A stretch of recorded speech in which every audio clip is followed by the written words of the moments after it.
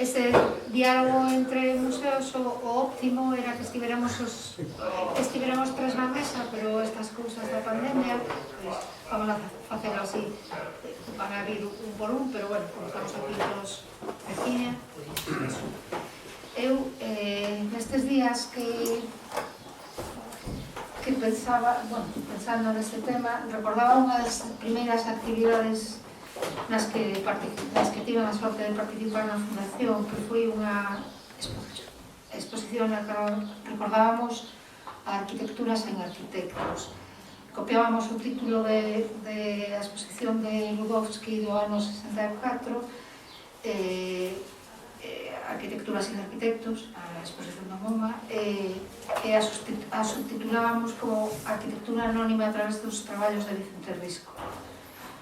Naquela ocasión fixéramos como parte da exposición, fixéramos unha reflexión sobre os traballos do inesquecible Seminario de Estudios Galegos, a vila de Carlos de Gandín, a parroquia de Velle, a terra de Melide, acabando con, bueno, non as digo todas, pero a grande historia de Galicia.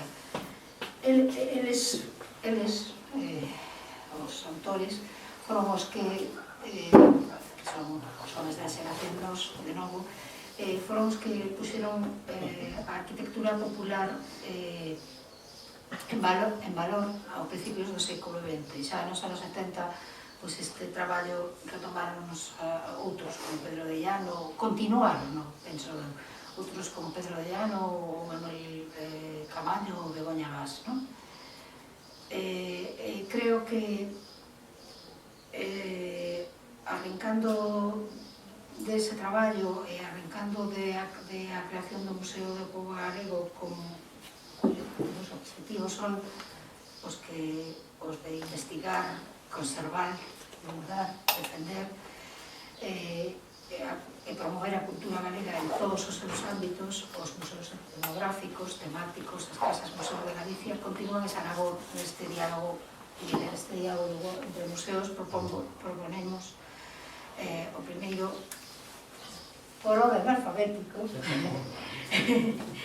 a Casa dos Poetas, a Casa Museo sede da Fundación Curros Enríquez, da que Antonio é secretario, ademais de encargado de asuntos culturais, xefe de prensa e protocolo do Concello de Celanova, articulista, autor de moitos documentais que non vou enumerar, pero podría destacar algúns pola súa relación coa xornada, como o proxecto turístico cultural Celanova, o Paseo pola Historia de Galicia, ou o itinerario mozárabe a partir da Capela de San Miguel, ou a túa coordinación sobre a evolución arquitectónica do Mosteiro de Celanova. Deixo-te falar. Moi ben, moitas gracias, bons días. Gracias á Fundación Irmá, Vicente Risco e ao propio Consello, que non somos irmãos porque hai unha diferencia institucional importante, pero si con moita familiaridade coa casa, coa Fundación Curros Enríquez, por ter pensado en que a Fundación Curros Enríquez, ou a actividade que está desenvolvendo a Fundación Curros Enríquez, tiña algo que dicir aquí. A nivel personal, pois gracias tamén por permitirme, non, para min é unha vida moi cercana. Meu avó era de naceu en San Vitorio, de abaixo, teño relacións incluso de raíz, o Piñeiro de por aí, o apellido Vendai. Pero, sobre todo, vou agradecer unha cousa. Dende que saiu a Lei de Museos, o día 25 de febreiro, imprimina, como cuadernena, lleveina para casa, pero a verdade que me daban preguiza a lela, digo sinceramente. Estes textos sempre dan preguiza a lelos, pero especialmente eu tuve a oportunidade de participar nos debates, moitos, creo que os que estamos aquí participamos en algunhas reunións cando foi todo o proceso previo de debate á redacción da da lei, entón deu unha oportunidade, bueno, obligou-me a lerla, porque dixen, a ver, como vou falar dunha casa museo sin estar dentro do contexto da propia lei, que, como ben sabedes, ten 3 meses, non?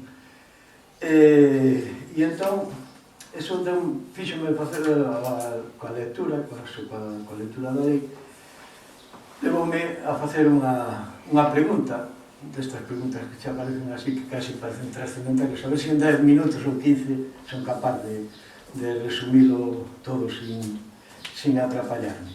E a pregunta era realmente a Fundación Curros Enríquez, a Casa dos Poetas, levamos moitos anos, levouse primeiro moitos anos para poder abrir as portas, e agora levamos cerca de 20 anos, vai cumplir o ano que ven, prácticamente, 20 anos coas portas abertas.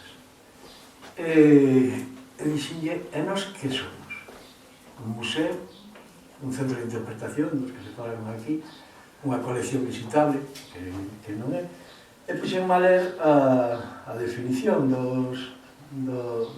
museo, definición e función dos museos, que pon a propia lei. E puxen a contestar máis ou menos todos os postulados que pon aquí. Non vou ler a definición, porque está na lei, é obvia, mas prácticamente todos o conhecemos, senón son funcións dos museos as seguintes: a adquisición, conservación, documentación, restauración e exhibición ordenada das súas coleccións e dos seus fondos. Cumprimos isto? Bueno, máis ou menos sí. É certo que a Casa dos Poetas Curros marcha de Celanova con 15 anos e prácticamente non volve nada máis que ocasionalmente. Todo o que hai aquí arriba na Casa de Curros non o temos. Non é, digamos, un museo ouso, aínda que sí hai cousas que sí temos. A investigación no ámbito das súas coleccións e fondos, da súa especialidade ou do seu respectivo ámbito cultural e territorial, pois tamén parcialmente vámoslo cumplindo.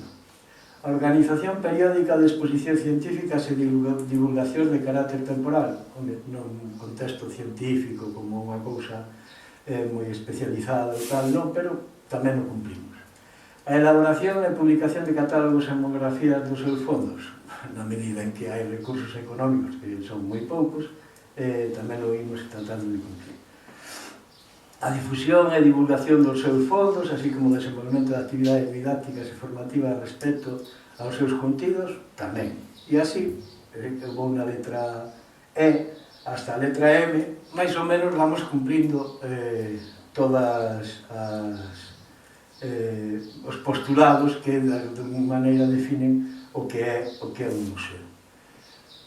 Temos unha placa na porta da casa que poña Museo Casa de Curros Enríquez. Non, Museo Casa dos Poetas.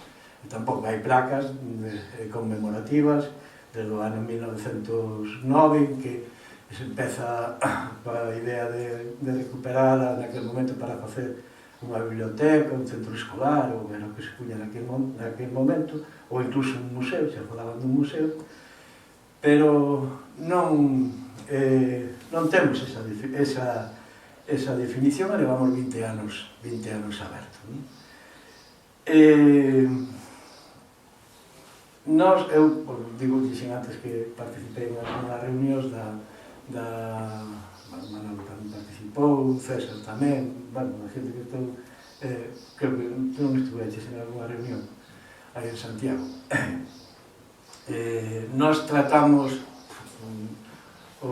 hasta o imposible de que na propia lei se contemplase a singularidade das casas de museo de escritores, e ao final lamentablemente non o conseguimos, non hai unha mención, digamos, siquera a singularidade que ten unha casa museo. Antes alguén falaba dos espacios exteriores, dos espacios, digamos, literarios que están fora do propio museo e si forman parte, non nos teñen, ou mellor, outro tipo de museos máis específicos.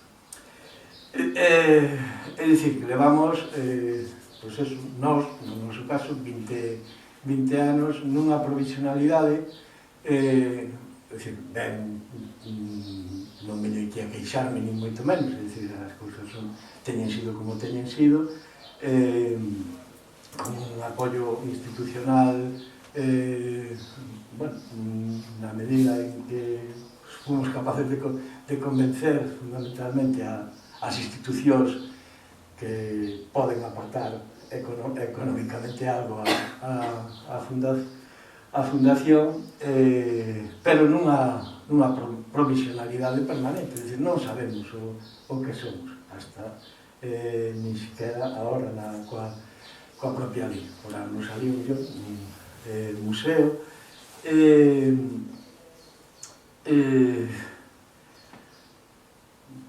quero dicir tantas cousas xuntas para acabar pronto que se me atrapallan as ideas. Sin embargo, con todas as carencias, pois, bueno, levamos eses 20 anos funcionando con dúas persoas, que tamén agora na pandemia tuvemos que mandalos os dous anuais, estuveron 3 meses no ERE, despois estuveron 15 días, é dicir, con toda a problemática.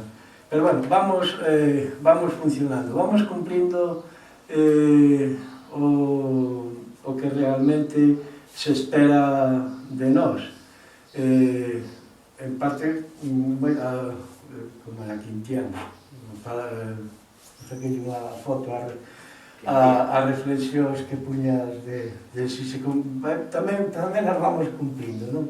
Pero todo con unha carencia, digamos, de recursos, fundamentalmente de recursos económicos, de recursos, aquí non tendes personal na fundación, entonces está mal que veña a queixarme eu con dúas personas cando a Fundación Vicente Risco non ten ninguna. Eu creo que isto debe chamar a unha reflexión. É certo que isto agora leva 2 meses, de alguna maneira o que veño a poñer sobre a mesa na propia lei. Debe chamar a unha reflexión colectiva. Este é un primeiro paso magnífico, sin duda, non? Que probablemente poida salir daqui, desta reunión, por lo menos unha proposta formal á propia Consellería, dicindo que, bueno, ainda que son 4 meses, os tempos son os que son, a publicación, e se un lea a partitura, realmente a música sona de maravilla, entón, despois poñerse a tocar os instrumentos.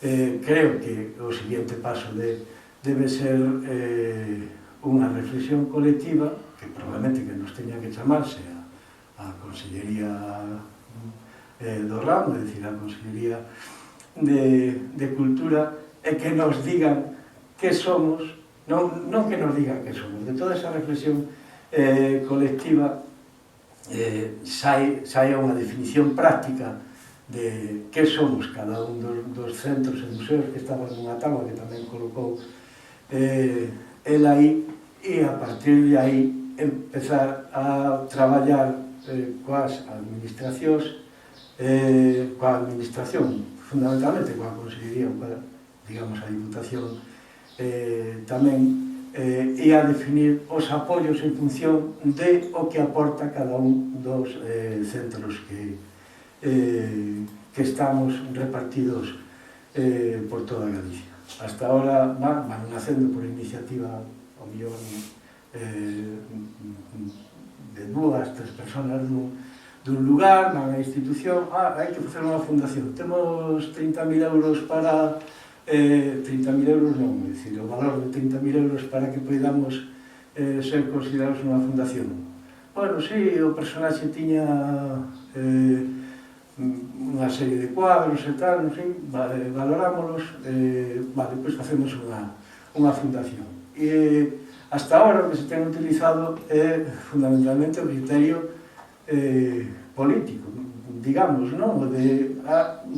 Aí hai que facer, sí, hai que facela porque, home, teñen no Concello do Lado, hai que facerlo a Fundación tamén. E así fomos crecendo e así levamos, pois, décadas mal vivindo, non? Entón, eu espero que a partir da redacción, da aprobación da lei, a propia lei dá os seus as líneas a seguir, se faga esa reflexión que é necesaria, que nunca se fixo desde que eu teño relación coa Casa dos Poetas e hai moitos anos, e co que era o antigo patronato anterior, é dicir, nunca se fixo esa reflexión profunda e práctica para decir, bueno, pues vamos a saber cantos somos, como dicía outro, a cuánto tocamos.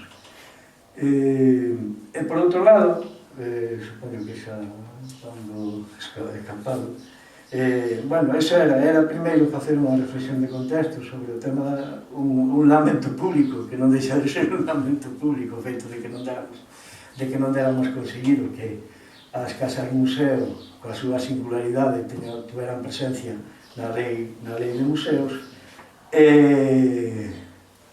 visto que esa reflexión, aquí pon que a Consellería ou a Xunta ten 4 anos para desenvolver, non sei en que artigo, 4 anos para desenvolver todo o que pon a lei. Non sei, disposición, bueno, que ten 4 anos. A miña pregunta, cando lín que teñen 4 anos para facelo, a pregunta que me xurdiu foi se dentro de 4 anos todas as casas museo, estou falando dentro do aspecto, digamos, o que eu represento, seremos quen de ter as portas abertas. Planteábame unha proposta final que me xurdiu realmente traía como idea de proposta facer desde o propio Consello, ainda que creo que non ten que facer, que non ten que promover a Consellería, non? Da que fose co apoio do Consello, e todas as casas de museo, ou todos os museos, centros etnográficos, non todos eses almacéns de ferramentas que hai por Galicia adiante, que tampouco están definidos aquí, non teñen unha definición, bueno, pues ter unha xornada, digamos, pues traía para facer esa proposta formal, pero xurdiume a raíz das intervencións anteriores, collendo como referencia o título e o papel que no ámbito do turismo cultural, que lógicamente non me vou meter, porque entón sí que iría moi larga a cousa, sí que poderíamos plantear, e eu propoño, bueno, síntome coa libertade de poñer a Casa dos Poetas a disposición para poder facer unha seguinte reunión na que puderamos convocar aos distintos museos ou casas de museo de Galicia, poñer o turismo cultural e nós, é dicir, darlle a volta ao titular, actualizar o nós en nós mesmos, non? É dicir, como podemos en conxunto, non co voluntarismo particular de cada centro, aportar a ese turismo cultural do que tamén se falou antes, no que eu creo tamén, son da opinión de que isto todo vai a provocar probablemente a non tan longo plazo un turismo de kilómetro cero, ahora que está tan de moda eso, un turismo de cercanía que hasta ahora estaba costando moito recibirlo, creo que vai pasar, é facer unha reflexión, pero non digamos unha reflexión práctica, o típicos lamentos do que eu fui protagonista, que non se tan dado a nosa idiosincrasia galega, senón ir con contidos concretos. É dicir, que facemos nós no campo do turismo cultural en Celanova? Que fai a Fundación Risco? que aportación lle fai a Fundación Risco no turismo cultural a Allariz, dado que aquí tamén se fala da creación das redes entre os museos e demais, sacar algún documento práctico no que poidamos empezar, lógicamente, a facer en colaboración coa propia Consellería, probablemente o mellor intermediario para plantealo sea o Consello, pois poder sacar algunha proposta práctica hacia ese futuro que se nos ven, que se nos pon por diante das nosas portas e que, lógicamente, temos que intentar responder de alguma maneira. Se o facemos de forma colectiva, eu creo que podemos ter o éxito suficiente como para asentar un pouco máis os centros museísticos de Galicia na sociedade de aquí e na sociedade que nos veña a coñecer. Moitas gracias.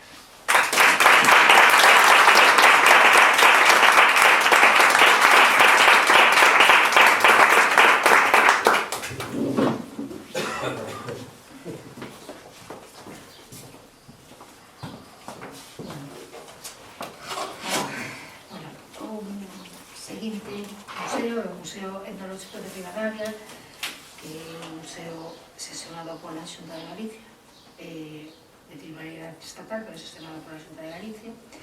O seu está César Llana, que é o director deste museo, para contarnos da súa xestión e do que fan. César é doctor en prehistoria, paleolitista, dos primeiros que retomaron as excavacións despois dos anos 60, e na actualidade é o director do Museo Etnolóxico. Muchas gracias. Iso te que nos contes. Ben, bos días. Primeiro agradecer a organización, a Fundación Vicente Risco, a Museo de Cultura Galega, que teñan contado con un Museo Etnolóxico para estar aquí hoxe. Moitas grazas. En segundo lugar, para mí un motivo de orgullo estar nesta casa e ter de compañeros a xente coa que venimos tendo relación de fai tempo e que é un placer estar vendo xuntos. Obviamente vou a repetirme, non? Porque, Rafael Quintia fixo, como sempre, unha brillante introducción a esta cuestión e quedan moi poucas cousas fora. O amigo Antonio abre un melón aí que de momento vou a esquivar e vou a centrarme en outras cuestións. Ben,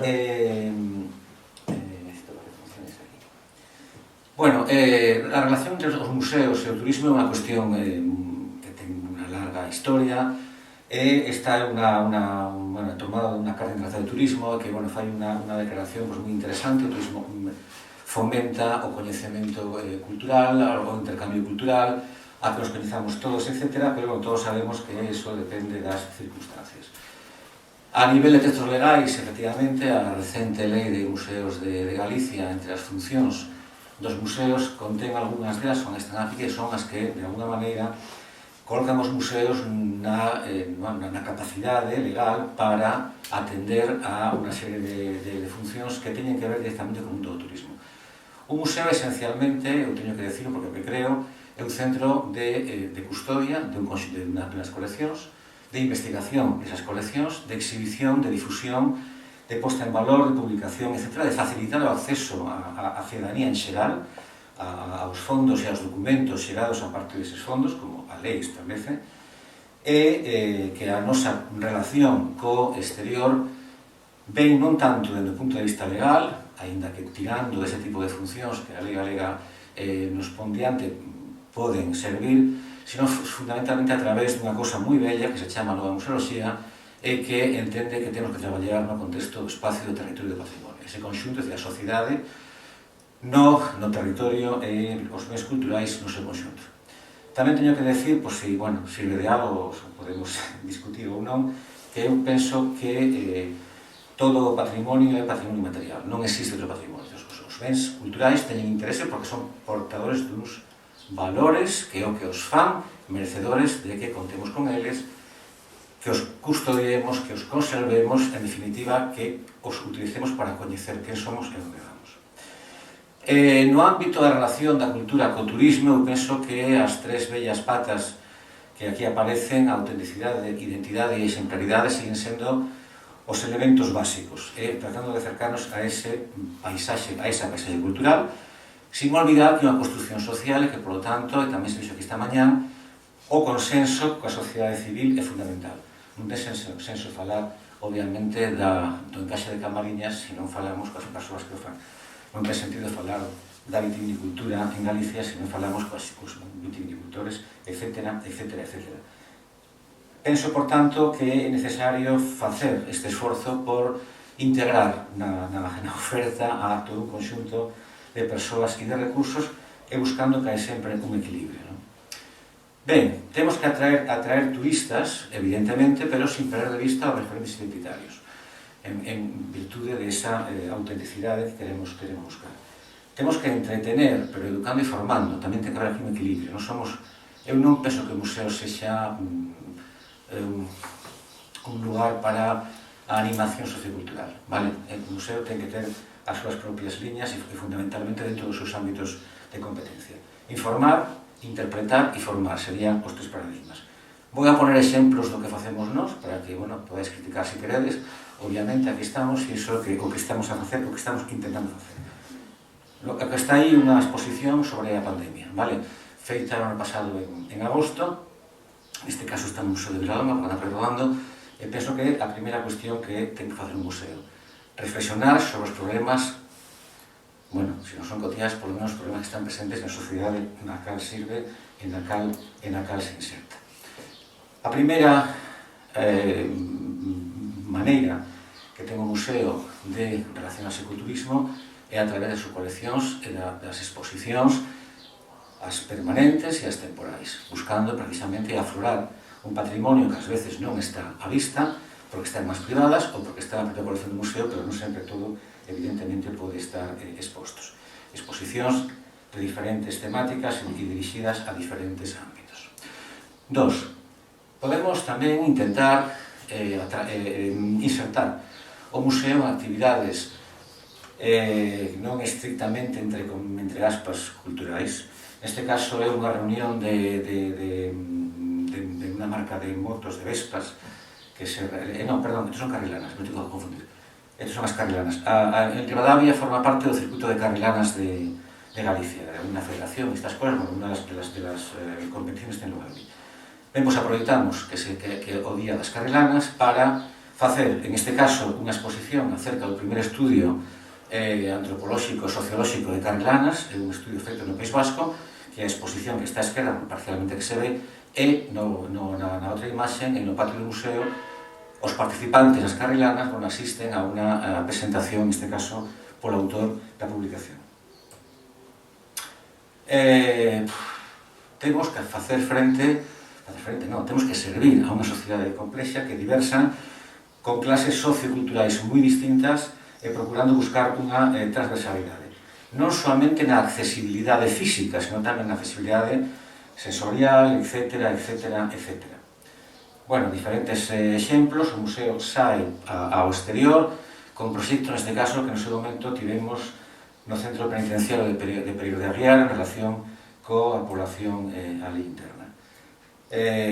Un museo social, un museo insertado no seu contexto, ten tamén que explicar, a facer aflorar a memoria a través do non familiar, que é outra das liñas que temos nesta casa, e a imaxe que está a cores é un proxecto levado co asilo de Ribadavia, que é, rememorar no museo, as persoas que estaban no asilo e que voluntariamente querían participar nun proxecto que partiu do asilo, que declaro, na cal se recuperaban historias das persoas que ali vivían.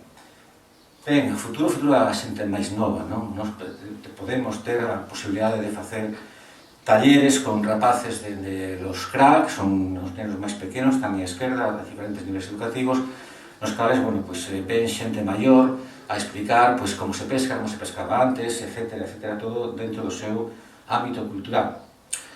Reflexión sobre diferentes aspectos, neste caso va sobre o mundo da oralidade, concertos de música tradicional, non somente galega, tamén música tradicional de outros ámbitos, este caso é de Castela e León, en que estamos a ver aí, e a experiencia do viño, neste caso unha zona vitivinícola como Ribeiro, temos que estar obviamente presentes aí, e procuramos que estas presentacións sean feitas por colleiteiros e adegueiros directamente, é dicir, procuramos evitar que non tenía por que ter ningún problema, vale? Me parece perfecto as empresas que fan estas cousas, non teño nada en contra delas, pero penso que é máis interesante que o propio adegueiro, presente o produto que ele coñece moi ben e que pode transmitir unha serie de ideas.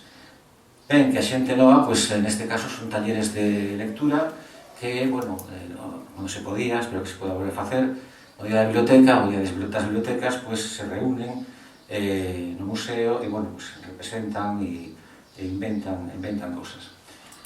Un museo que procura colaborar con as diferentes actividades que tenen en Ribadavia, un elemento máis, sea para el ukelele ou para unha reunión de festas históricas ou unha propia festa de historia, un evento emblemático en Ribadavia, en este caso a saída do noivo do propio museo.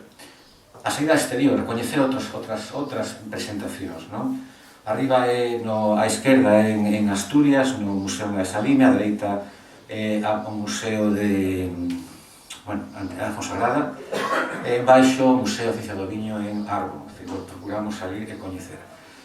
Accións directas co patrimonio cultural, en este caso, patrimonio etnográfico, un forno de cal en Sementes de Cobres, que está en Vilaboa, en risco de destrucción, por razones X, en torno con un colexio de Vilaboa, o museo e últimamente tamén o Concello, se pone en marcha un proxecto para que os rapaces coordinados, guiados, inducidos, pero realmente son eles, desde terceiro e cuarto de básica, os que buscan documentación, falan coa xente que traballou nestes foros, o coñecen a xente que traballou e recuperan unha información que anualmente procuramos expoñer.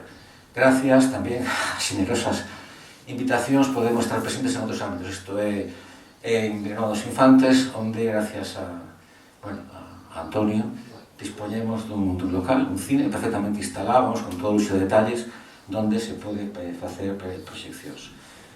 Ben, hai un proxecto que para mí é moi importante, que é a propia sociedade tomando as riendas da explicación do seu patrimonio cultural. Grazas á Asociación Amigos do Museo, persoas voluntarias preparan temas sobre urbanismo en Ribadavia, sobre arquitectura, sobre, os sinais do vino nas rúas da vila, etc. E fan eles mesmos percorridos pola vila, explicando e aberto, que quera poder ir, a xente da vila e de fora da vila, non somente os elementos máis selleiros dende o punto de vista histórico-cultural, senón tamén a súa propia experiencia como cidadáns que viveron, que coñeceron e coñecen entre historias, que penso que tamén é unha aportación moi importante para o turismo, unha actividade realmente auténtica, diferente e específica. Ben, contar, invitar a coñecer outras culturas. Temos varios ciclos de cine, temos dous, pero un deles é precisamente para coñecer outras culturas contemporáneas, marxes fílmicas, marxes ben por de películas fora das marxes comerciais, e que informan acerca das realidades noutros países. E temos que estar tamén de alguna maneira ao día coas problemáticas e procurando tamén difundir aquilo que a xente lle preocupa. O lobo é un problema, o lobo pode ser un recurso cultural. Hai zonas onde, unha zona onde é un recurso cultural e económico, que hai que decir tamén agora, porque senón non parece tan vale. O tema dos lagares líticos, tamén a partir do momento ten un certo interese, tamén o museo abre por aí unha liña, ou a volta á atracción animal no mundo do viñedo, sustentabilidade, tradición, etc., con maquinaria moderna, e que é neste momento que se está a abrir no mundo da vitivinicultura. E tamén os museos como centro para recibir a grupos do exterior, neste caso unha comisión de personas vinculadas a la comercialización do viño en México, que visitan Ribadavia e van tamén a visitar o museo. e mimamos, digo así, mimamos a relación coa escola, coa facultade de turismo, grado de turismo da Universidade de Vigo. Para nós é moi importante que os estudiantes de turismo coñezan o que é un museo. E un museo non é un lugar onde se colgan uns caros e despois non hai máis que facer. No museo hai un traballo de conservación, hai un traballo de investigación, hai un traballo de manter unha biblioteca, é moito o que está detrás do que se ve cando se dá un museo. Para nós, insisto, é moi importante que os estudantes de grado de turismo coñezan o que é un museo. É o mesmo cos as persoas vinculadas á fotografía de debate en baixo aos talleres urbans, vale? Que están agora moi de moda, este tipo de campamentos urbán, etc. Bueno, pues que non se quede tamén solamente con epidermis. En fin, moitas grazas e o futuro estos rapaces que están aí esperando salir. Moitas grazas.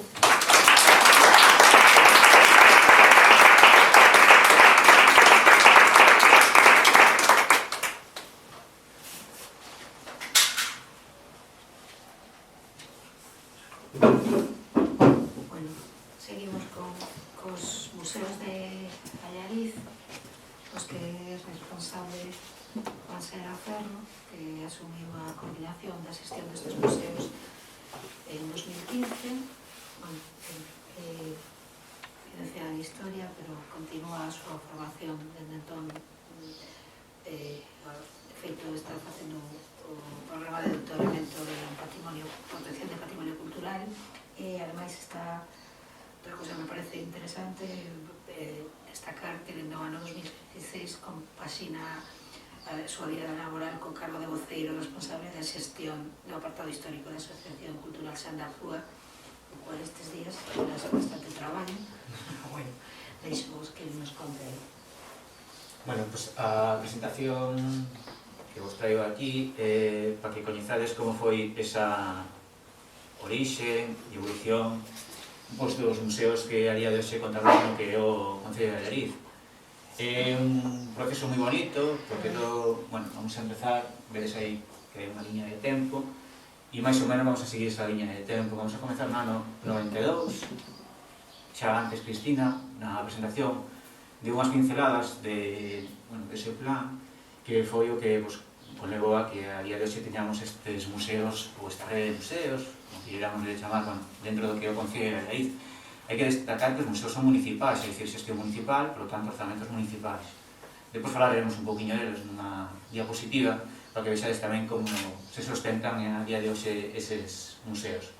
Bueno, no ano 92 xurde o Plan Especial de Conservación do Casco Histórico de Allariz, que ten o nome de Pecha, e ten unha filosofía. Aparece dentro do proxecto, moi bonito este texto, que é o casamento entre o vello e o novo, entre a historia e o presente, e a posibilidade de crear novos valores, tanto na vía da recuperación como polo deseño ex novo. Valores que fixeron posible o resurgir de Allariz e a recuperación do seu patrimonio industrial a beira do río Arnoia, como son os muiños e as fábricas de Cortún. Aquí vedes unhas fotos, son fotos do ano 92, a maioría delas, de como se atopaban eses espacios. Neste caso son tres, hai a día de hoxe máis espacios recuperados, pero un exemplo de como se atopaban nese ano.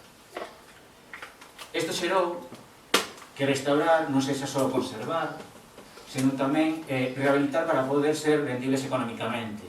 É dicir, hoxe os espacios onde se atopan os museos tamén teñen outra segunda actividade. A parte da museística, por exemplo, no Museo do Coiro temos un restaurante, no Museo da Moda hai unha cafetería, tapería tamén, entón, buscarle ese tamén rendibilidade a eses espacios onde están os museos. Polo que edificios que estaban condeados a ruína, teñen unha segunda vida con novos usos e significados. Polo tanto, no ano 92 xurde o Parque Etnográfico do Río Arnoia, tamén con unha filosofía. Nace como a resposta a unha idea de recuperación e integrar na vida da vila de Allariz dos elementos do patrimonio etnográfico que aínda subsisten sobre o territorio, pertencentes a actividades que son económico-culturais xeradas alrededor do río Arnoia. Principalmente, xa falamos anteriormente, son o cultivo de peles e a transformación de gran de cereal, que forman parte dun pasado relativamente próximo e que urxe conservar e dar a coñecer. eso é a idea, no ano 92, pola cual, bueno, pues, xurde o Parque Etnográfico de Río Arnoia e xurden dous elementos nese ano. A recuperación do muiño do Burato, son 3 fotos, a intervención nese ano que se fai no propio muiño, cada escola taller, e dous elementos que se poden ver a día de hoxe recuperados dese muiño. E outro elemento que tamén se integrou nese ano e xurdiu no ano 92 é o Museo do Tecido do Fiadeiro, que está vinculado a unha das actividades que hai na vila, que era a elaboración do que eran as pezas de liño por mediación dos teares.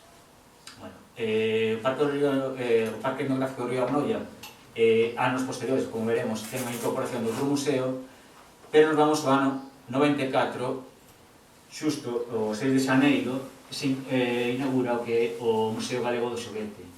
Este museo xurde gracias a dote fundacional dunha doación dunha persona, dun alaricano, Alberto Oro, que doa máis de 700 xoguetes, e a partir de aí xurde o que acabo de dicir, o Museo Galego do Xoguete, o cual unha cousa significativa e que hai que facer fincapé e que chama a atención é que todos os xoguetes que temos a día de hoxe, que son máis de 1500 xoguetes non expostos, porque o espacio é pequeniño, senón hoxe debemos ter alrededor de 600 xoguetes expostos, os demais están en depósito, pois son todos doados ou cedidos, é dicir, non se comprou nunca un xoguete. Por tanto, tamén é de valor que ten, a verdade. É un espacio que se atopa tamén nun edificio que é o antigo xulgado, que ten a súa historia, bueno, que non vou a explicar porque, bueno, non me quedo expandindo o tempo.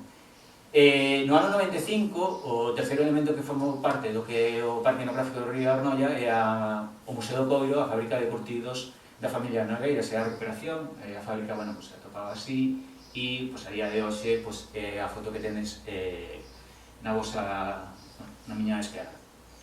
Traigo esta foto aquí porque é un elemento tamén a destacar dentro do propio museo, que é o convenio que chegou ao Concello con un artesán, neste caso Ernesto, que a día de hoxe ainda está aí no museo. El traballa o coiro e é como un convenio con un artesán para que el teña ali o seu taller, el está ali traballando todo os días. A xente que poda ver como unha das actividades que tristemente están desaparecendo, que é o traballo co coiro, ainda hai artesanas que se dedican a eso, poder ver, e el atende o museo abrindo as visitas, por tanto tamén é unha explicación que ele pode dar dentro do propio museo. No ano 2000 se incorpora o que é a rede un museo iconográfico a Ser Seara, tamén vinculado a unha persoa de Allariz, a Ser Seara, fai acopio dunha colección que el vai comprando de pezas iconográficas religiosas, se fai a fundación e no ano 2000 se inaugura o que é o Museo Iconográfico a Ser Seara, que temos xusto aquí pegado que o xardín da Fundación Vicente Risco. No ano 2003 se abre este espacio onde nos atopamos hoxe, a Casa Museo Fundación Vicente Risco, non vou falar de e no ano 2013 se inaugura o que é o Museo da Moda na Rúa do Portelo, que é un dos últimos museos incorporados ao que sería a rede de museos de Allariz. Volvo para atrás, o ano 99, e vou falar do que eu denomino que son museos ao vivo, que son 3 espacios ao exterior con diferentes temáticas e intervencións neles. No ano 99, o primeiro espacio que vamos a falar del é o espacio do Rexo, a intervención que Agustín Ibarrola fai nese espacio mediante pedras graníticas e intervencións pictóricas nos árboles, e se fai a súa presentación a noite de San Xoán dese mismo ano. Outro dos espacios, neste caso, se comenzou a súa intervención e a súa posta a valor no ano 2011, na cual un dos ponentes da tarde, e presentes agora mesmo, Manuel Gago, foi un dos divulgadores mediante o seu blog o de Capítulo Cero, que é o Monte de Señoriño, e é o espacio de Armea en Santa María de Aguasantas. Este ano se cumple o 10º aniversario da súa intervención, e hai que destacar esta intervención porque a primeira vez que a Universidade chega un convenio con o Concello, neste caso co Concello de Allariz, para que sexa un espacio no cual os alumnos, neste caso a Facultade de Historia, na rama de Arqueoloxía, poden facer as súas prácticas de verán ou extracurriculares nun espacio, e entón, bueno, pues, a posta en valor do que son os dous xacementos, tanto o Monte de Señoriño, que a día de hoxe, bueno, se está esgotado do que sería arqueolóxicamente, porque se está todo totalmente excavado, e o que son Armea, tanto na Atalaya, bueno, pues, unhas intervencións que se está facendo nese mismo espacio. E un dos últimos espacios que se interviu, que tamén foi feito tamén por un convenio da Universidade de Vigo, no cual de Arqueoloxía, e no 2016, pois a intervención en San Salvador de Todea, o descubrimento dun encastelamento na localidade de San Salvador. Aquí vedes o que sería o debuxo que ahora as novas tecnoloxías nos permiten con esos levantamentos, e, bueno, pues a verdade que é un todo descubrimento porque, bueno, sería un dos primeiros castelos no que é o Concello de Allariz, e aparte está datado nunha data alto medieval, século VIII, e, bueno, pues, se sigue estudiando porque está aparecendo, pues, documentación que estaría relacionada con este castelo. En Allariz, aparte de todos estos espacios que acabamos de ver, neste caso, pues, como vedes, están todos vinculados ao que é o Concello, tamén temos outros museos. No ano 94, pues, se inaugura o Museo Iconográfico Real do Convento de Santa Clara, é dicir, é un pequeno museo, non sei se alguén, bueno, pues, estivo nel, pero que recolle dúas pezas que son joyas a nivel nacional, como son a Virxen da Brideira e a Cruz de Cristal, que son a que moita xente non igual é culpa moitas veces nosa de non facer unha divulgación ou unha información exterior desas pezas ou darlle máis valor do que teñen, e moitas veces pues, non teñen ese recoñecemento ou ese coñecemento fora do que son o territorio. Eso, por agora, bueno, pues, serían os museos que temos hoxe no que é o Concello de Allariz, uns de xestión municipal, outros, neste caso, como o museo que acabamos de ver, de xestión privada, e falábamos de que son de xestión municipal, é dicir, dentro do que son os orzamentos do Concello de Allariz, e vedes unha táboa na que podes ver como se te poden distribuir os presupostos no orzamento municipal. Eu creo que vos quedades no que ven ese correntes e servicios, no cual, pois, unha parte desos, que é o casi 15% desa totalidade, está vinculada, bueno, está adicada ao que é a área de cultura. Bueno, vou me levantar, porque senón así. Este sería o orzamento total que ten área de cultura e estaría distribuída, pues, en estas liñas. Vedes o que son, bueno, o conxunto museístico, pues ten bastante importancia no que é a chega económica e o que son os orzamentos totais. Hai moitos de outras partidas que, ainda que estén aí encaixadas, tamén se dedican a museos.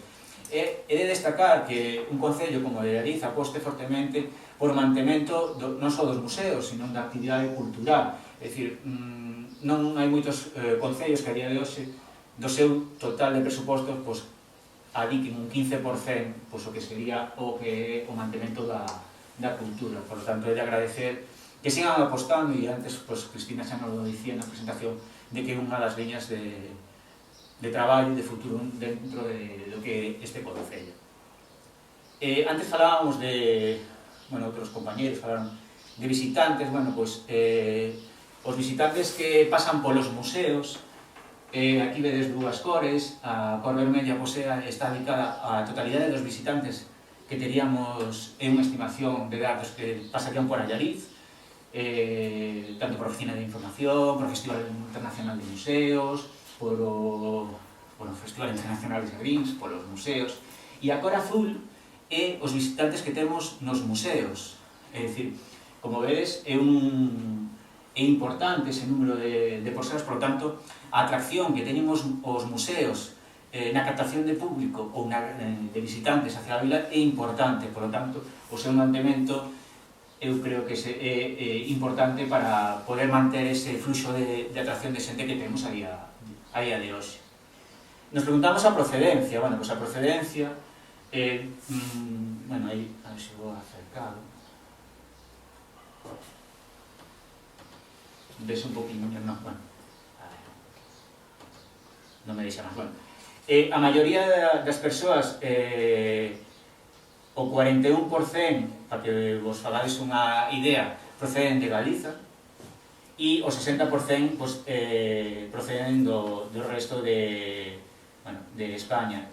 A comunidade máis importante é de Madrid, é dicir, un 12% proceden de Madrid, seguidos de Castela e León, é dicir, un 11%, e do que é de fora da Comunidade Europea, pues, como vedes, temos un 10%. É dicir,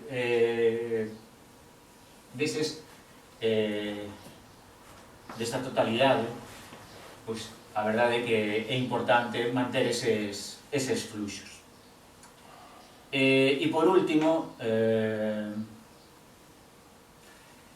tamén quero destacar os horarios que temos de apertura nos museos. Moitas veces pensamos que os museos en Galicia están abertos todos os días, pois, por circunstancias, sobre todo falando deses presupostos, non podemos atender ese público. Esa afluencia de público tamén é a destacar pois, cos horarios que temos, é dicir, nos no que un horario anual pois, abrimos sábados, domingos e festivos, e despois temporalmente, no que é a Semana Santa e no verán, pois, facemos unha ampliación de horarios nos cuales, pues, bueno, abrimos todos os días, tanto por la mañá como por la tarde. E por último, o futuro. Que nos depara o futuro? Bueno, pues, o futuro, esperemos que nos depare o que podría ser a ampliación do Museo do Xoguete, no cual, bueno, está aí o proxecto e creo que sería unha cousa moi importante para a Vila de Ariz.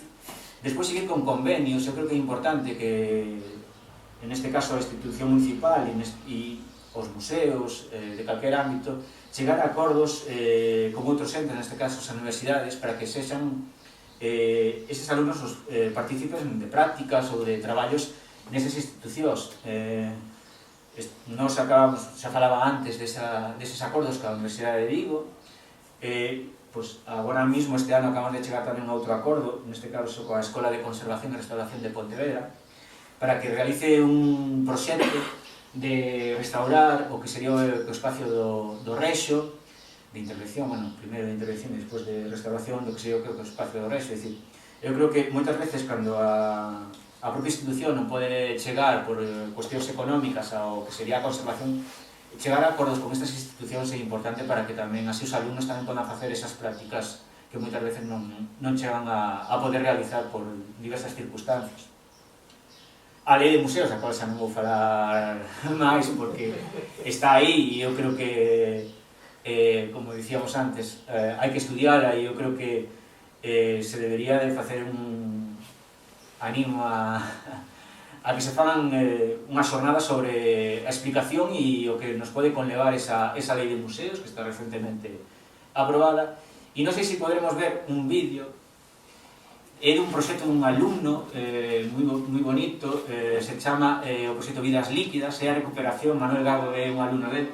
Me pareceu maravilloso, traemos aquí este vídeo, é a recuperación en 3D do que é un niño de casca que fixo ele, e me parece que tamén é un aspecto a ter en conta no que sería o futuro dos museos.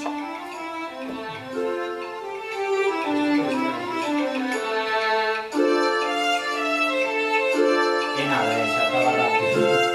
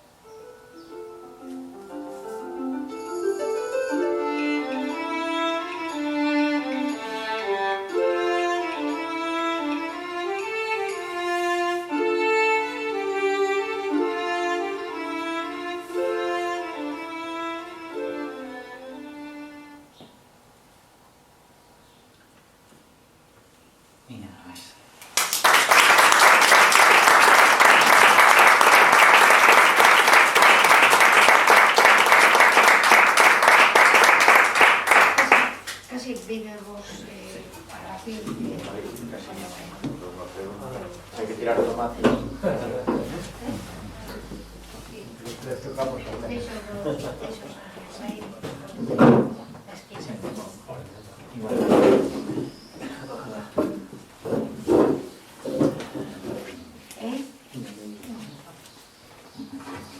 Bueno, hai alguén quere facer alguna intervención, alguna consulta a algún deles?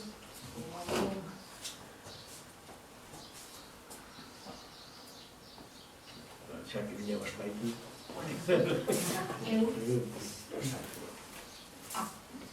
Por alusións indirectas, digamos. Entón podo falar pola Lei Galega de Museos polo Aragón.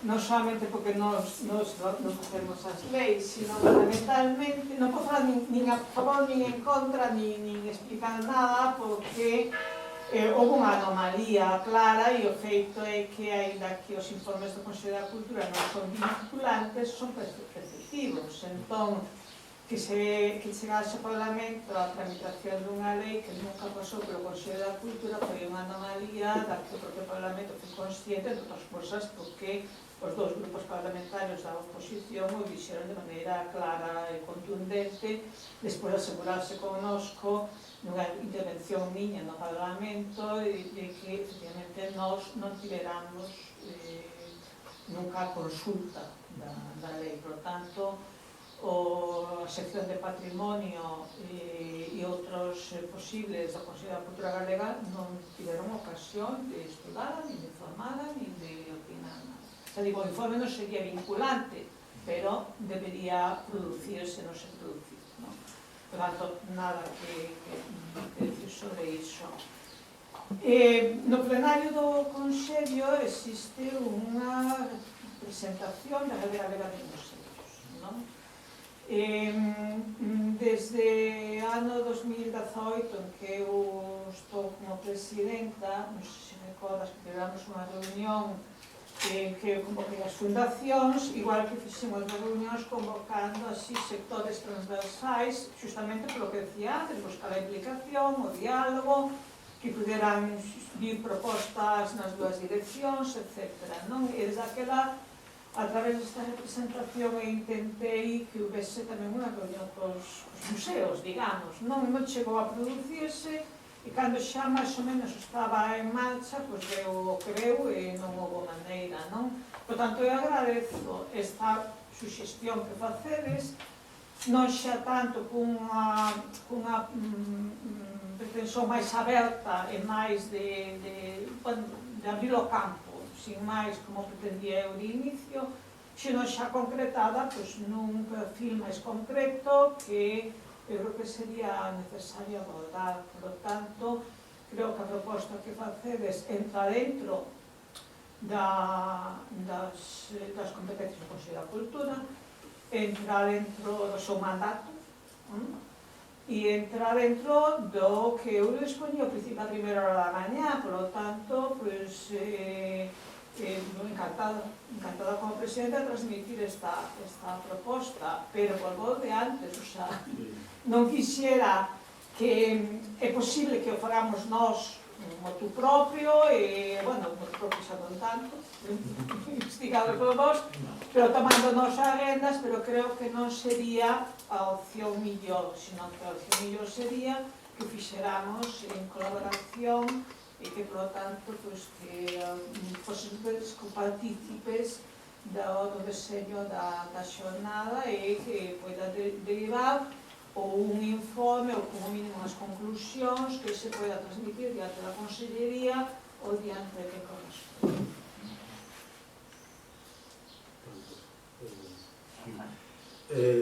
Eu non tocante a lei, lógicamente non ao revés, é dicir, antes falei de que a partitura posa ler a lei, está ben, non é a miña única idea de facer unha crítica nin positiva nin negativa sobre a lei, tamén teria que ver con bastante máis profundidade, non?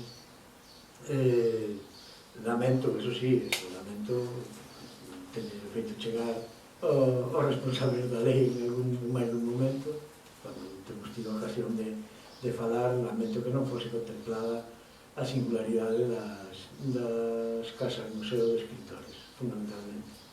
Probablemente veña alguén e diga, bueno, pero logo o Museo de Arte Sacro tamén teñen, non o sei, eu pido como facía Umbral, eu falo do meu libro. E o meu libro, digamos que a Casa Museo de Carlos Enríquez, a Casa dos Poetas, e a singularidade é evidente, é dicir, un vai a un museo, vai ver unha serie de cuadros e tal, que están de moi distinta procedencia, bueno, adquire unha serie de coñecementos, digamos que radiales, en función de quen é o personaxe que pintou o cuadro, ou que fixa aquela escultura. A casa dun escritor, un vai ver cousas que están e cousas que non están. Vai ver cousas que están a cadeira na que se sentaba para escribir, pero tamén vai ver espacios, poño por caso, en Celanova, que están fora da casa, de todos os escritores igual. Si vai a Penalta, de alguma maneira vai escoitar o gaiteiro de Penalta en Penalta, está fora da casa. É dicir, digamos que forma parte do contexto do museo. É dicir, que teñen unha singularidade que eu creo, non só creo, en algún momento, despois houve debates, incluso houve debates con xente de outros museos, que dicían, por que as casas do museo de escritores nas reunións previas á redacción pero creen que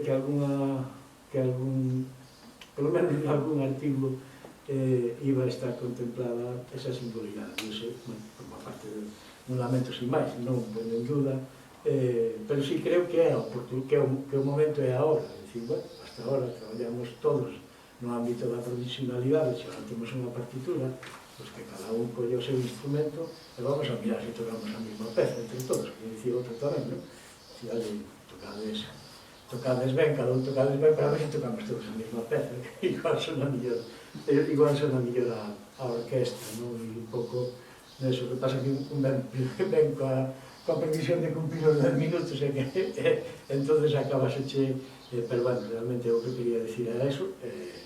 Lógicamente non viñen nin moito menos, porque creo que é unha boa guía de traballo, pero o momento de poder volvernos agora, volvernos con este motivo, volvernos en 3 meses a lei, tampouco lle podemos pedir que en 3 meses desenvolveran todo, ni mínimamente, pero si estes espacios nos dan a oportunidade de reflexionar e de facer propostas, e dicir, bueno, pois o mellor momento é agora. Entón, eu, dado que fixen a proposta, lógicamente, tamén me poño predisposto primeiro a colaborar para facelo. Bueno,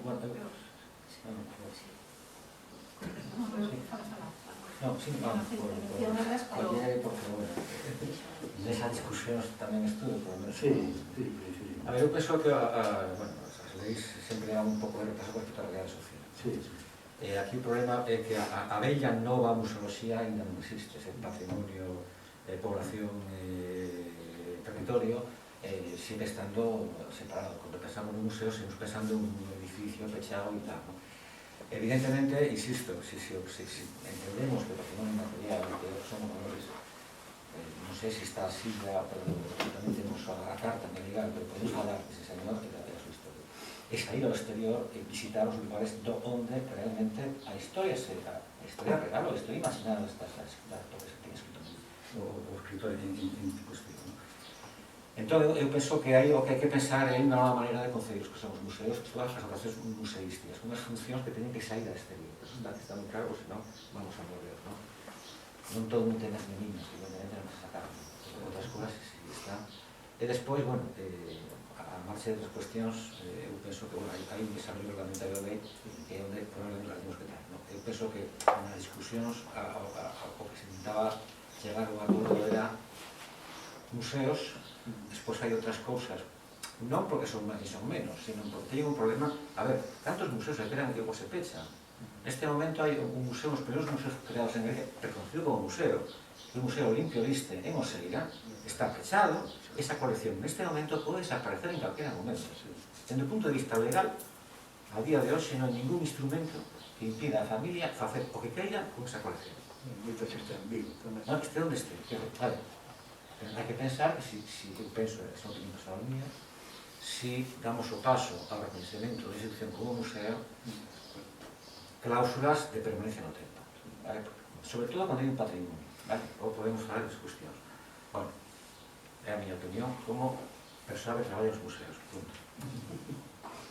Eu decía na miña intervención inicial e pensaba retomando para a clausura, pero aproveitando as cousas que dixestes e en concreto unha proposta que fixeches ti, Antonio, dicir que cando eu mencionaba o feito de que creo que isto é un paso máis, que tende a ser unha contribución sobre todo para ese traballo colectivo, de diálogo entre institucións e outro tipo de agentes públicos e privados, asociacións, empresas e demais, pero nesa liña pois que sí que tamén neste formato non de xornadas ou outro formato similar de reflexión, pois desde logo a Fundación Vicente Risco tamén estará aí para seguir, porque hoxe non imos, hoxe como moito exporemos algúns problemas e apuntaremos se cada alguna liña de solución, pero está claro que non imos solucionar todo o que ten que ver ni siquiera co turismo cultural. En ese sentido, pois sí que me parece tamén un acerto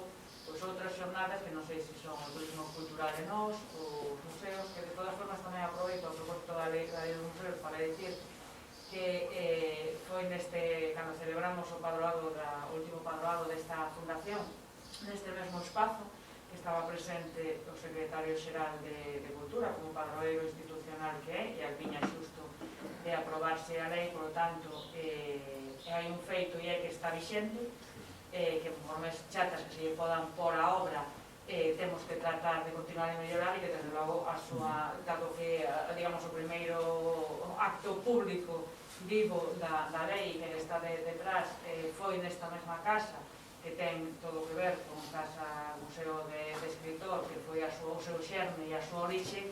Quero creer que máis alá de como se contemple, lóxicamente, hai esa conciencia para que máis alá das carnes concretas que se lle dé, haxa como mínimo unha vontade de diálogo para que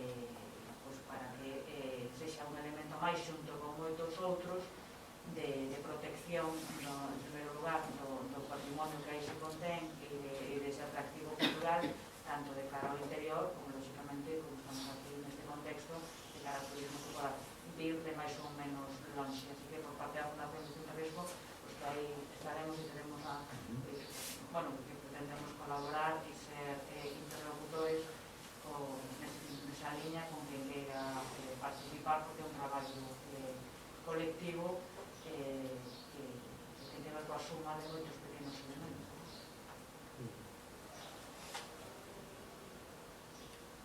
Eu quería facer un apunte breve. Cando falábamos da necesidade de traballar en rede, de crear sinerxias, hai que entender que cando alguén decide vir a visitar un lugar, normalmente se ve alguén de fora non dice vou viaxar a ver a Galicia, vou viaxar a Galicia, ou se ven de fora vou viaxar a España. Primeiro, os esforzos, por exemplo, de atracción de turismo de feito individual e local é moi difícil que traspasen esa frontera se non está articulado nunha estrategia colectiva. Entón, cando alguén decide ir a Galicia, elixe os lugares que desperten máis atractivos segundo a súa perspectiva, o turismo cultural, o turismo de natureza, o que se quere. Entón, a importancia, falábamos antes aí fora, o turismo é economía, obviamente, e a estancia xenera economía local. O importante é que veña un visitante, teña esa experiencia e se quede e gaste para que haxa desarrollo económico, se se quere. Entón, cando un ven, bueno, visito Allariz, pero despois podo elegir ir a Celanova ou ir a Verín, que me ofrece, non? E aí é onde creo que é importante a necesidade do traballo en rede e de que os museos podan ofrecer unha oferta articulada que faga que unha sorte de fidelización do viaxeiro que quera quedarse no lugar porque lle ofrece unha serie de alternativas para visitar. Por exemplo, se un visita Mazda, ten un pase de 30 museos de todo o país, bueno, todo o país de Malta ten aí, sillas, pero é moi pequeno, pero tes a opción de visitar con un desconto todos esos museos e cando ti tes información dun, tes información de todos. O tes o British Heritage en Inglaterra, é dicir, ese tipo de ofertas que creo que son enriquecedoras para toda a rede de museos, non? Porque crea sinergias, publicitas un, pero publicitas outros, e a xente ven aquí e di, pues mira, resulta que aí a 20 kilómetros teño a Casa Museo non sei que, e iso que fai que a xente quede máis tempo e que coñeza en profundidade o lugar que visita e realmente teña unha experiencia, non? Unha experiencia cultural. Ese é un punto. E outro moi breve é que estiven falando de turismo cultural, turismo sostible, pero non son o mesmo. De feito, a veces o turismo cultural non é sostible. Que hai que ter en conta, turismo, cando un viaxa, non sei, a visitar unha cidade Brujas, por un turismo cultural, pero o impacto da presión turística na cidade fai que ese tipo de turismo xa sexa insostible ou en determinados xacementos arqueolóxicos, non sei. Machu Picchu, é dicir que moitas veces o turismo cultural non é necesariamente sostible se non hai un equilibrio e non hai un filtro do impacto que produce ese turismo. Estamos vendo o caso de, incluso, de cidades que son declaradas Patrimonio da Humanidade e a propia cidadanía está pedindo que lle quiten esa categoría porque a presión sobre o ecosistema humano e social xa é brutal. Entón, quería facer esa matización, non? Que non son exactamente o mesmo. Bueno, primero de nada, parabéns por las explicacións, por las ponencias, por ese diálogo. É dicir, quedome con esta idea tan importante en relación co que dixestes vos antes tamén, e iso, claro, é preciso crear esa rede, é preciso crear esas digamos, esas conexións que probablemente empecen o mellor por actos como este ou por actos como que proponía Piñeiro, non? De continuar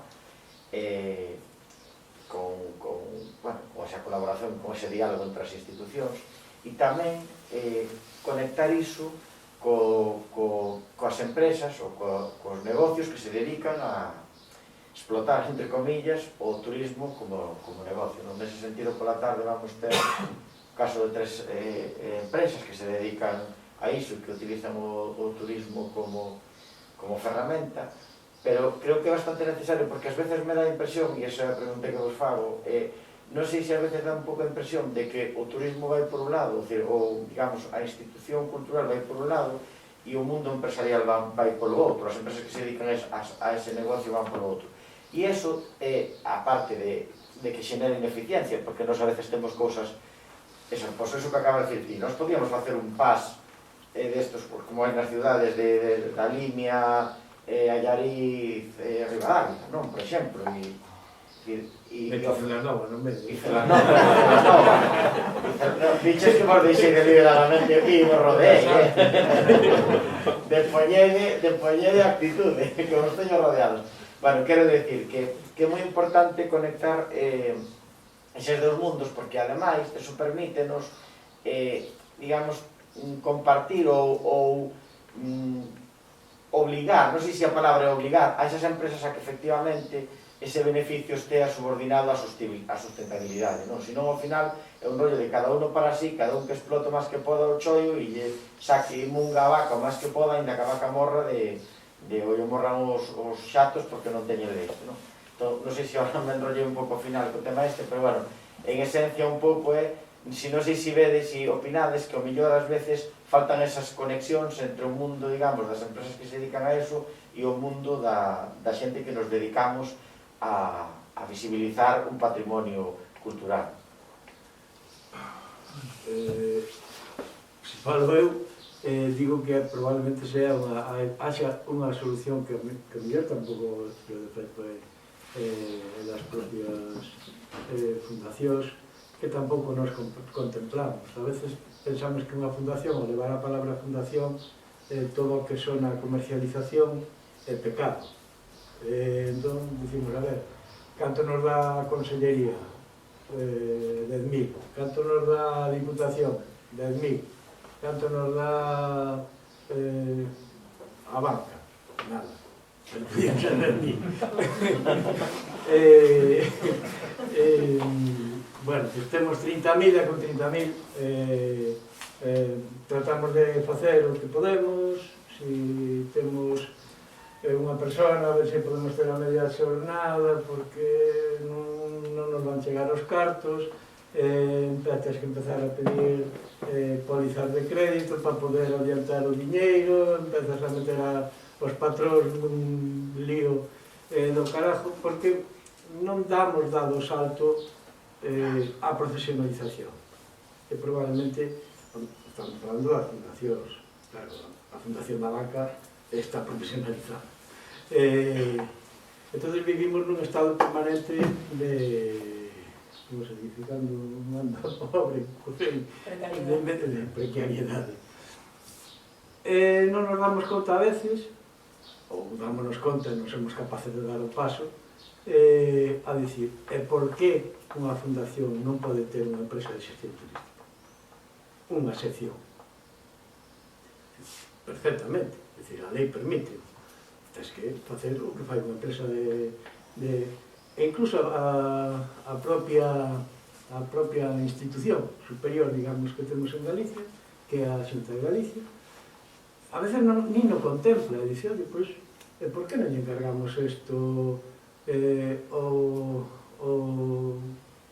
a xestión dunha exposición a unha fundación que ten personal formado ou que leva feito polo menos moitísimas exposicións e sabe como facelas, e ao mellor no entorno onde vai a estar esa exposición non hai ningunha empresa de xestión cultural.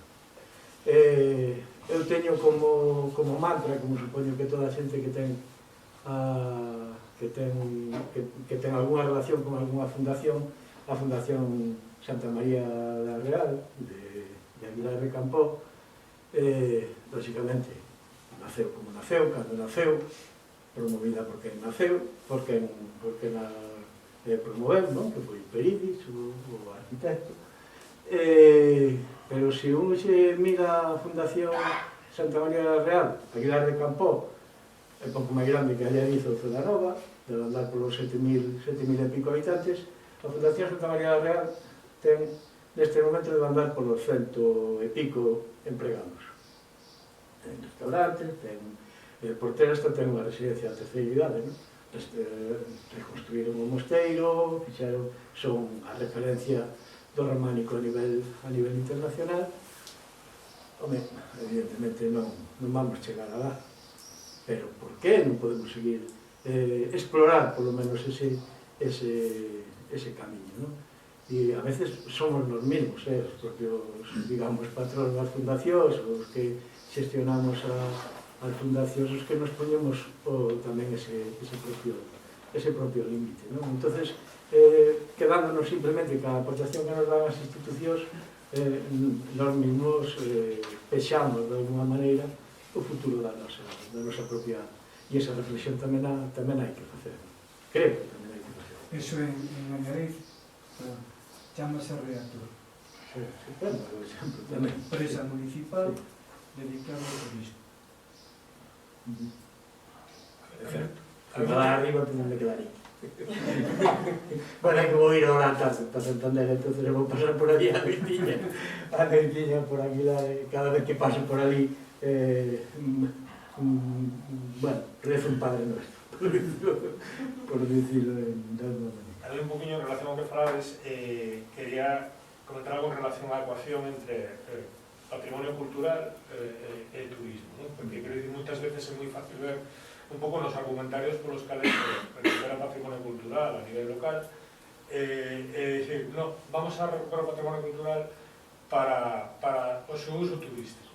Entón, se utiliza, digamos, ese argumento, moitas veces os políticos, os responsables institucionais, utilizan o argumento da rendibilidade turística para poñer en valor muiños, o que sexa. O cal, moitas veces genera moitísima frustración. É dicir, porque patrimonio cultural e turismo son cousas diferentes, que en momentos determinados poden converser, pero moitas veces o produto turístico non sigue os mesmos camiños que o patrimonio cultural. É dicir, nós a veces queremos trasladar valores que son moi relevantes para unha comunidade local, pero que poden non ser tan relevantes para un turista, ou poden non resultarles de especial interese, ou poden non ser, digamos, os principais motivos de decisión. E iso moitas veces genera frustración. É dicir, se habilitan determinados factores que para esa comunidade local pois eran moi importantes, pois porque nese espacio viviu alguén, porque ali se facía un oficio, e sin embargo, digamos, para o interés que pode ter para un turista, incluso un turista cultural de fora, pois a priori é bastante complexo e é necesario, digamos, certos traballos ou certas narrativas que ao final acaben convencendo, pero non é nada fácil en visitas de 2-3 días de xente para unha comunidade local conseguir trasladar eso. Entonces, moitas veces debemos diferenciar as das cousas, é dicir, non podemos trasladar directamente, pensar que o habilitar algo, eso automáticamente vai traer turistas, porque os turistas van a ter outras prioridades. Entón, moitas veces no deseño das estrategias locais de turismo, nos que se coloca o patrimonio cultural, se fai moitas veces cousas desde o patrimonio cultural e hai moi pouca reflexión desde o punto de vista das empresas e dos profesionais do turismo que poden dicir,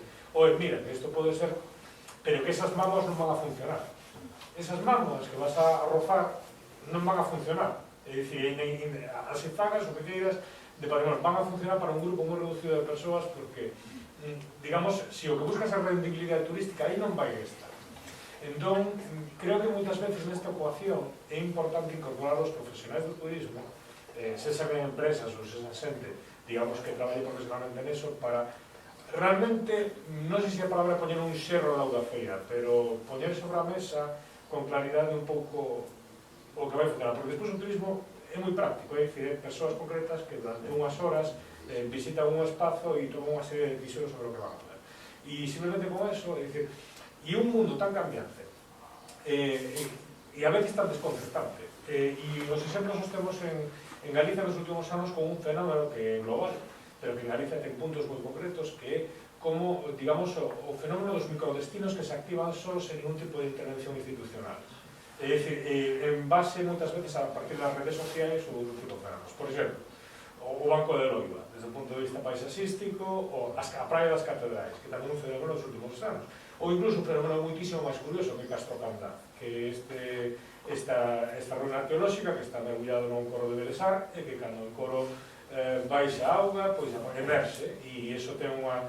e iso está provocando en ese espazo pois un colapso tremendo, pero o que revela é que sí que hai unha certa capacidade, se se dan cas narrativas e co espazo e de xerar unha movilidade interior moi inesperada. O que quero dicir é que, simplemente, que debemos, nesa ecuación entre patrimonio cultural e turismo, debemos ser tremendamente realistas alrededor do que un turista espera e agarda, e que moitas veces os seus valores, os seus intereses non os que son os que a comunidade local, os eruditos locais, o patrimonio local considera relevante, para evitar frustracións e para pensar, digamos, esas intervencións alrededor do patrimonio rural e da cultura local dunha forma máis estratégica, digamos.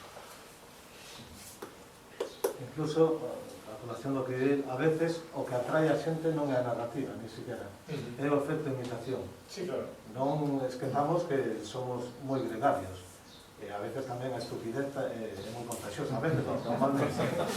E o poder da estética das redes sociais, é dicir, a veces non é a narrativa do lugar, senón este foi, eu tamén quero a miña foto ali. E ponemos un exemplo concreto.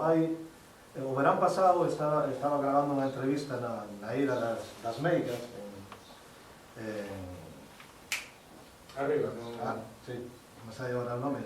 A Ponte non, as Pontes, non. Bueno, en Carballo. No Monteneme. A Ira das Meigas, un círculo lítico, un círculo, unha especie de genxo, en todo caso un monumento prehistórico, con un patrimonio inmaterial maravilloso donde se xuntaban as meigas na noite de San Xoán a bailar ali no Medré, e estábamos grabando eso. Bueno, un día de semana ás 7 da tarde, pois en 20 minutos pasaron pois como 15 ou 16 personas preguntando polas balsas de augas tóxicas que están na canteira que hai al lado. Sabedes, aquela foto daquel anuncio turístico, porque iban a sacar a foto ali que está vallado. Entón preguntaban, por favor, el lago, decía, el lago refírese ás balsas de augas... Bueno, pois toda esa xente pasou ao lado dun monumento arqueolóxico, non tiñan ni idea, iban a sacar a foto para colgar despois nas redes naquela balsa de augas tóxicas. Entón, eso tamén hai que tener en conta, é un factor de atracción. A veces ni siquiera a narrativa, ti podes construir unha narrativa maravillosa e a xente vai a un lugar por outra cosa. En todo caso, respecto ao que decía, o que preguntabas antes, sí, perdona, é importante que os profesionais do turismo, as industrias, estén articulados co cual é a filosofía de promoción dos diferentes espacios dentro das administracións. Porque se eu estou promocionando, imaginante, un turismo relacionado con o medio ambiente ou cos elementos patrimoniais, pero dentro da empresa se están ofrecendo paquetes que igual o que buscan é unha optimización do precio a costa da reducción da calidad da oferta ou da superficialidade, entón aí hai un choque de intereses e debe estar articulado. É dicir, se eu quero promocionar a Allariz e o meu patrimonio, pero resulta que os paquetes turísticos que se están ofrecendo pois van a unha cadea multinacional de hotéis e a comer o McDonald's, no caso que aquí non hai McDonald's, creo, non? Entón, produce un choque. É dicir, que as empresas tamén teñen que ter moi claro que os turistas, cando falamos de turismo, é algo moi amplo. Hai moitos sectores, cal é o teu nicho de mercado, cal é o que ti queres ofrecer, que experiencia queres ofrecer, e que vaya de acorde aos atractivos do lugar. E o caso contrario, porque decías, tío, a veces, pues vamos a acabar ou poñer en valor isto para traer turistas. Para traer turistas, para que primeiro teñen que coñecer os sitios, non te van a chegar aquí para ver unha nada. E como vas a articular eso? Que atractivo? Eso, en que rede de contidos culturais articulas eso para facer que sexa atractivo dentro dun paquete turístico ou da vontade dunha familia ou dun particular de vir a este lugar? Iso é unha cousa máis por pero hai un tema moi interesante disso que é relacionado a sustentabilidade do turismo. Eu estou vindo en Irlanda que ten moitos paralelos con nós, non digo a nivel cultural, sino na escala do rural, dos monumentos do rural. En Irlanda, por exemplo, ali nas parroquias nas que hai unha cruz destas, as famosas cruces denominadas célticas, eu, por exemplo, vi un día, un sábado pola mañán, cando estaban os veciños lavando as tumbas, como se estaban lavando aquí e tal, e de repente chegaron 3 autobuses de alemáns a ver a cruz e invadir todo ese espazo no que, de alguma forma, os veciños están falando con os mortos, non? Ese espazo. E iso pudo ver en numerosos lugares de Irlanda, que, como digo, a escala é moi parecida ao rural galego, e dixen, ui. Eu creo que aquí a xente tamén non é moi consciente do que supón un incremento de escala no turismo no ámbito do rural e canto podemos estar dispostos a asumir iso. É dicir, en zonas de peregrinación rural que de repente, é dicir, a pouco que vai a xente, ali ocurre porque, quero dicir, porque hai unha narrativa moi forte vinculada ao mundo céltico e porque hai moita migración. E hai moito migrante, pero de repente son os cambios de escala que temos que saber cantos deles vamos a estar dispostos a asumir o rural, porque o rural galego hai moi poucos espazos de Galicia que poden conter turismo masivo, son aqueles espazos que de alguma forma foron diseñados para grandes significacións como Santiago de Compostela ou similar. O resto supón unha intrusión moi grande no espacio no que está, que se poderá asumir hasta un nivel, pero quizás a veces non somos conscientes do que supón de repente pasar de non ter visitantes a ter 400 visitantes diarios ou 500 na vida das persoas. É que eso xa non é sustentable. Claro. Eso xa non é sustentable. Un minuto, solo un minuto. A ver, no, porque estamos tocando un tema que es fundamental. Sí. A ver, para mí, bueno, muy rápido, telegráficamente, turismo masivo y turismo cultural para mí son incompatibles. Turismo cultural e turismo masivo son sí, claro. Incompatibles. E dos, o importante, unha cosa é o que a administración xunta entende como turismo como patrimonio, o que a administración local entende como patrimonio e o que a población local entende como patrimonio. Son tres coas completamente distintas, isto xa de estudios, non é descubrir nada, e aí hai que xogar, se queremos, esa visión transversal e, sobre todo, bueno, máis ou menos consensuada, ¿no? Porque, efectivamente, o mellor que o turista quere é a cruz, pero para o local o importante é a tumba. Claro. Aquí, claro. Si vos parece, deixamos para tarde, ás 4:30 volvemos a ver.